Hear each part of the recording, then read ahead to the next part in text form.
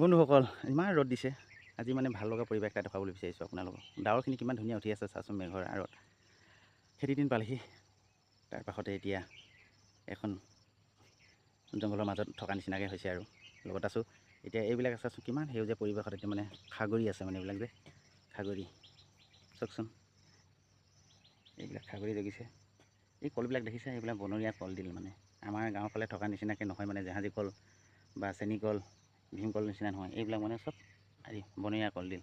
গছৰ চাঙনিত কিমান ধুনীয়াকৈ হৈছে, কিন্তু খাগৰিবিলাক যে য'ত থাকিব, কিন্তু মাটিটো এটাতকৈ বেয়া হয় আৰু মানে এক কাটি জুৰি শেষ কৰিব নোৱাৰি, যে কাহিনী শেষ কৰিব নোৱাৰি খাগৰিবিলাক। এওঁলোকক কি কৰিব লাগিব, একেবাৰে শিপাটো উঘালি মেলি একদম পূৰা শুকান কৰি জুই লগাই দিব লাগিব। তাৰমানে এনেকৈ বহুত বেয়া মানে এইখিনি খাগৰি যে, য'ত খাগৰি থাকিব মানে মাটিডোখৰো বেয়া হৈ যায়, আৰু মানে পাতটো লাগিলে খুব খজুৱাই আৰু নোৱাৰো কাটে, ওচৰত যাব নোৱাৰো।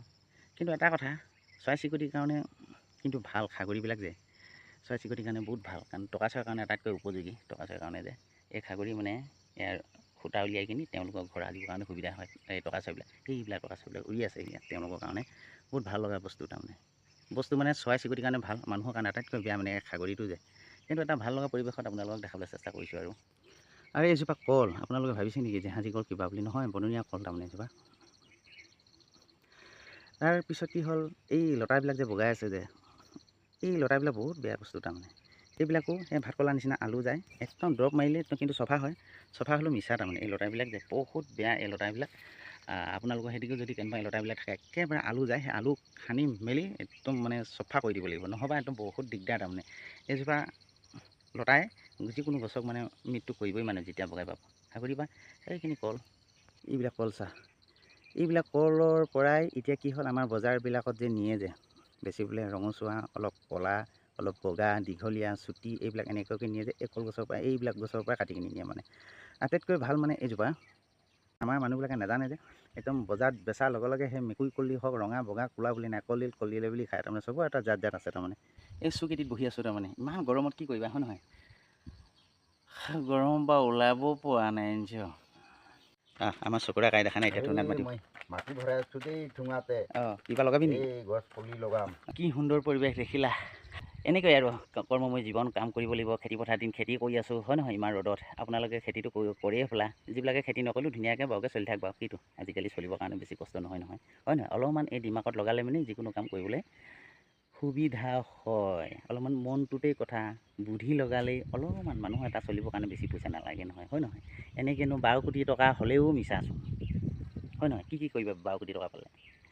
খুব বেছি মাটি কিনিবি, ঘৰ কিনিবি, গাড়ী কিনিবি, দামী দামী বস্তু ল'বি, সোণৰ চেন ল'বি, বস্তু বাহিনী ল'বি, আৰু কি কৰিবি? মানুহটো মৃত্যু হ'লেতো সেই 12 কোটি নালাগে, 12 টকাওতো নিব নোৱাৰ। যিডোখৰ মাটিত তোমাক থ'ব, সেই মাটিডোখৰকো কিন্তু এটকা দি সেই কিনিহে তোমাক থ'ব কয় সেই জেগাডোখৰত, হয় নহয়? যিমান অজস্ৰ সম্পত্তি হ'লেও কি হ'ল, নিজৰ বুলি ক'ব নোৱাৰিয়েই এতিয়া, হয় নহয়? পাৰি জানো? নোৱাৰি নহয়। ক'ত পাৰিবা? নোৱাৰিবা নহয়।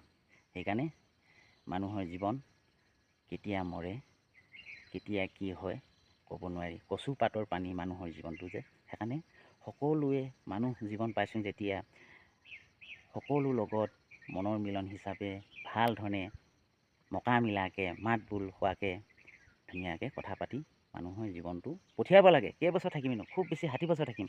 60 বছৰ বয়সতেই মানুহে কি হ'ল, অহংকাৰী নহ'বা কেহানি। মোৰ যে পইচা আছে, তেওঁ যে নাই। মোৰ যে গাড়ী আছে, তেওঁ যে নাই।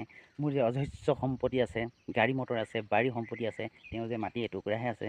কিন্তু তেনেকৈ বুলি অহংকাৰ নহ'বা। অহংকাৰী মানুহৰ পতন, নহয় জানো? সেইকাৰণে এই গৰমত কিনো কৰিবা, আপোনালোকৰ কাৰণে সেউজীয়া পৰিৱেশত খাপ খোৱাকৈয়ে এটি ভিডিঅ' বনালোঁ। যদি ভাল লাগে এই ললিত কাইক লাইক এটি কৰি দিবা, নে কি কোৱা?